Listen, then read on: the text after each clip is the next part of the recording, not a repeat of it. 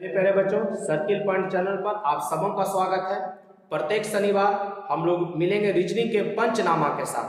5 वैसे प्रश्न जो कि आपके परीक्षाओं में डायरेक्ट पूछे जाते हैं और उसी प्रश्न पर आधारित आपको प्रश्न हमेशा मिलेंगे। तो मात्र 5 प्रश्न का प्रैक्टिस हम लोग करेंगे।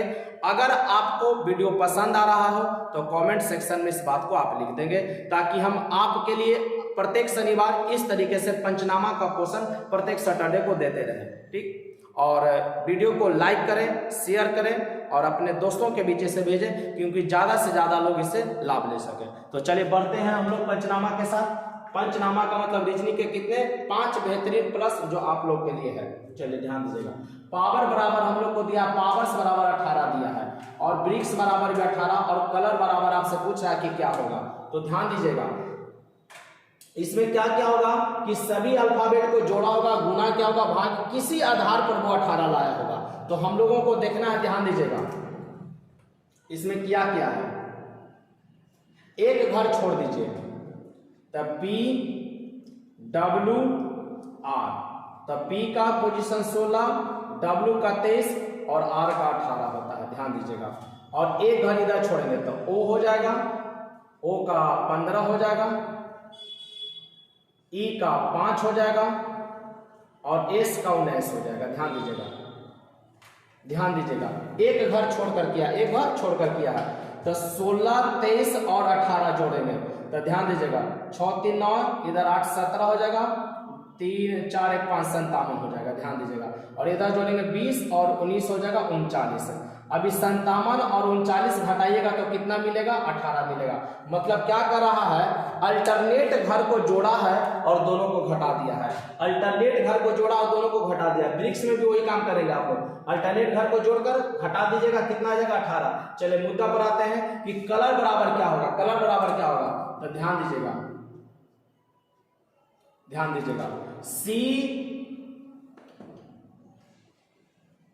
L U, एक घर छोड़कर C है तो C का 3, L का 12 और U का 21। ध्यान दीजिएगा। अब उसके बाद एक घर छोड़कर है O है तो O का हो जाएगा 15, फिर O है, ध्यान दीजिएगा 15, फिर R है तो R का हो जाएगा 18। ध्यान दीजिए 18 हो जाएगा। चलिए तो अब इधर जोड़ देंगे। एक घर छोड़कर हम लोग लिखे हैं CLU, CLU, एक घर छोड़कर लिखे हैं तो इधर ध्यान दीजिएगा, इधर आपका हो जाएगा 3 6, 3 2 5 1 6 और 2 1 3, 36 हो जाएगा। इधर जोड़ेंगे 30 और 18, 30 और 18 48 और 48 और ये 36 घटा दीजिएगा तो कितना आ जाएगा, 12। तो आपका ऑप्शन नंबर 1। ध्यान दीजिएगा, डायरेक्ट एग्जाम में अगर प्रश्न आ जाए तो ये दिमाग को कहीं ना कहीं विचलित कर देगा।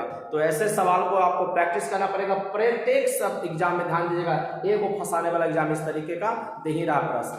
तो आप अगर प्रैक्टिस करते हैं तो आप एग्जाम में नहीं फंसेंगे। कुछ नहीं, अल्टरनेट एक घर को जोड़ दीजिएगा और जोड़ने के बाद क्या करेंगे, घटा देंगे, घटाने के बाद जो आ रहा वही आपका आंसर हो जाएगा। चलिए अगला प्रश्न देखते हैं। माँ, बच्चा और बादल के साथ क्या होगा। ध्यान दीजिएगा। तो माँ किसको जन्म देती है, बच्चा को जन्म देती है। माँ किसको जन्म देती है, बच्चा को जन्म देती है। तब बादल उसी तरीके किसको देगा, चमकना को, पानी को, वर्षा को, मौसम को। तब बादल किसको देता है, वर्षा को लाता है। बादल किसको लाता है, जैसे माँ बच्चा को लाता है उसी तरीके से बादल को कौन, बादल किसको लाएगा, वर्षा को। चलिए तीसरा प्रश्न कहता है, एक समीकरण दिया गया, ध्यान दीजिएगा। समीकरण, ऐसा प्रश्न आप जानते हैं, इस समीकरण को कह रहा है कि किस सिंबल्स अगर चेंज करेंगे तो इस समीकरण संतुलित हो जाए। ध्यान दीजिएगा, कह रहा है कि किस सिंबल से इसको अगर चेंज किया जाए तो समीकरण क्या हो जाए, संतुलित हो जाएगा। तो चलिए पहला ऑप्शन देखते हैं हम लोग, प्लस तथा भागा। प्लस तथा भागा, इसका क्या मतलब है कि प्लस को चेंज करेंगे भागा से, भागा को चेंज करेंगे प्लस से। तो ध्यान दीजिए, 3 भागा 2 लिखेंगे, गुना 6 रहने दीजिएगा, माइनस कर दीजिएगा और माइनस के बाद है 4, अब भागा को कर देंगे प्लस। ध्यान दीजिएगा, अब बराबर दिया है 10। फिर से ध्यान दीजिएगा, जहां पर प्लस है वहां पर भागा कर देंगे, जहां पर भागा है वहां पर क्या कर देंगे, प्लस सिंबल चेंज कर दिए। तो अब इसको क्या लिखेंगे, 3/2 लिखेंगे, 3/2 गुना 6 माइनस 4 प्लस 5 बराबर 10। तो अब ध्यान दीजिए इसके बराबर 10 आता है कि नहीं, ये 3 से कट जाएगा तो कितना हो जाएगा, 3 तिया 9, 3 तिया 9, अब 5 जोड़ देंगे तो 9 5 14 और 4 घटा दीजिएगा तो कितना हो जाएगा 10। तो ऑप्शन नंबर किससे आ गया, 1 से। तो चलिए हम लोग और 2 प्रश्न को देखते हैं रीजनिंग के पंचनामा में। आप देख रहे हैं रीजनिंग का पंचनामा बाय एम चक्रवर्ती।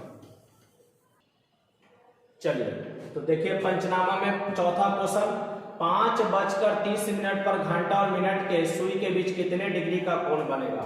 ध्यान दीजिए घंटा और मिनट के बीच में कितने डिग्री का कोण बनेगा, कब, 5:30 पर।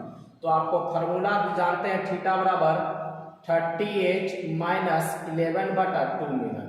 आप इस फार्मूला पर रख देंगे तो आपका आंसर आ जाएगा 30h माइनस 11/2 मिनट। लेकिन ध्यान दीजिएगा इस तरीके का प्रश्न एग्जाम में पूछ दिया, ये फार्मूला लगाने का जरूरत नहीं है। देखिए हम बताना चाह रहे हैं आपको 5:30, 5:30। ध्यान दीजिएगा, गौर से सुनिएगा, 5:30। आप बताइए कि घंटा का के गुना है, 6 गुना है, 5 का के गुना 6 गुना 30 होता है। ध्यान दीजिएगा आप इस फार्मूला से भी बनाएंगे तो बन जाएगा, घंटा की जगह कितना रखेंगे 5 और मिनट की जगह रख दीजिएगा कितना 30। आप बेहतर बना लीजिएगा, लेकिन ध्यान दीजिए ये आपको कलम लगाना नहीं पड़ेगा, हम आपको बता रहे हैं। इस तरीके का सवाल पूछ दे तो 5 का कितना गुना 6 गुना, ध्यान दीजिएगा 5 का कितना गुना 6 गुना, तो कुछ नहीं करना है। जब ये मिनट जो है घंटा का अगर 6 गुना होता है तो आप उसका आधा कर दीजिए, तो 30 का आधा कितना 15 डिग्री, कितना डिग्री 15 डिग्री। अगर मान लीजिए हमको से पूछ देता 6:36 पर, 7:42 पर, ध्यान दीजिएगा आपको समझाने के लिए बता रहे हैं। प्रश्न का हमारा उत्तर आ गया 5:30 पर कितना डिग्री 15 डिग्री। आप इससे भी निकालेंगे तो 15 ही डिग्री आएगा, आप निकाल लेंगे, ठीक है। अब बताइएगा 6 का के गुना 36 है, 6 गुना 36 है, 7 का के गुना 42 है, 6 गुना 42 है, तो 6:36 पर बोलेगा तो कितना डिग्री, 36 का आधा कितना कर दीजिएगा 18 कर दीजिएगा, 42 का आधा कितना कर दीजिएगा 21 कर दीजिएगा, आपका आंसर आ जाएगा। बताइए अगर ऐसा प्रश्न रहेगा तो कलम लगाएंगे, वो तो इसी तरीके का समय आपको देगा ही देगा कि आप 30h माइनस 11/2 लगाने से भी बन जाएगा और जो मैं आपको बताया उससे भी बन जाएगा। फिर से ध्यान दीजिएगा 5:30 के गुना 6 गुना 6:36 के गुना 6 गुना 7:42 6 गुना। तो इस तरीके का जो भी प्रश्न रहेगा आप क्या कर देंगे, उसका मिनट का आधा कर दीजिएगा, मिनट का क्या कर दीजिएगा आधा, तो 30 का आधा कितना हो जाएगा 15, तो आपका 15 डिग्री हो जाएगा। चलिए अब ध्यान दीजिएगा, एक सम्मेलन में 10 व्यक्तियों ने भाग लिया। ध्यान दीजिएगा एक सम्मेलन हुआ, उसमें कितने व्यक्ति भाग लेते हैं 10 व्यक्ति। पंचनामा का लास्ट क्वेश्चन है, 5वां प्रश्न है, ध्यान दीजिएगा 10 व्यक्ति ने भाग लिया। सम्मेलन के अंत में व्यक्तियों ने प्रत्येक से हाथ मिलाया। सम्मेलन का हुआ तो प्रत्येक व्यक्ति ने प्रत्येक व्यक्ति से हाथ मिलाया, तो पूछ रहा है कि कुल कितना बार हाथ मिलाया गया। तो इसका डायरेक्ट आप फॉर्मूला हमको बता देते हैं हाथ मिलाने का, n × n-1 बटा 2। ध्यान दीजिएगा n × n-1 डिवाइडेड बाय 2। तो बताइए n का मान कितना है 10 और n-1 तो 10 में से क्या कितना 9 अब बटा 2 कितना से 5 से, तो 9 बचे कितना 45। आपका आंसर क्या हो गया 45। अगर यही ध्यान दीजिएगा हाथ मिलाने वाला नहीं रहता, गिफ्ट देने वाला रहता, टॉफी देने वाला रहता, तो टॉफी वाला में ध्यान दीजिएगा बटा 2 नहीं करना होता, हाथ मिलाने वाला का संख्या क्या हो जाएगा आधा हो जाएगा। क्यों, क्योंकि मान लीजिए हम आपके साथ अगर हैंड शेक करते हैं तो 2 यूनिट को एक ही में ना काउंट करेंगे, आप हम मिला ले तो फिर दोबारा आप हमसे हाथ मिलाइएगा, वो एक ही बार काउंट होगा। लेकिन गिफ्ट देने वाला बात होगा, तो हम एक आपको गिफ्ट देंगे तो अभी तो हमें दीजिएगा, तो गिफ्ट वाला दुगना होता है, उसमें ध्यान दीजिएगा आपको 2 से भागा देने की जरूरत नहीं होती है। लेकिन अगर हाथ मिलाने वाला रहेगा तो n × n-1 डिवाइडेड बाय क्या कर दीजिएगा 2, तो n का मान 10, 10 में से गया 9, 5 दूनी 10, 9 बचे 45। तो बस आज के लिए इतना ही। वीडियो को देखिए, वीडियो अगर पसंद आ रहा है तो अपने मित्रों के पास, अपने दोस्तों के पास, साथियों के पास शेयर करें और इस तरीके के प्रश्न का प्रैक्टिस कीजिए, आपके परीक्षाओं के लिए काफी उपयोग है। बस आज के लिए इतना ही, मिलते हैं अगले क्लास में, तब तक के लिए बेस्ट ऑफ लक।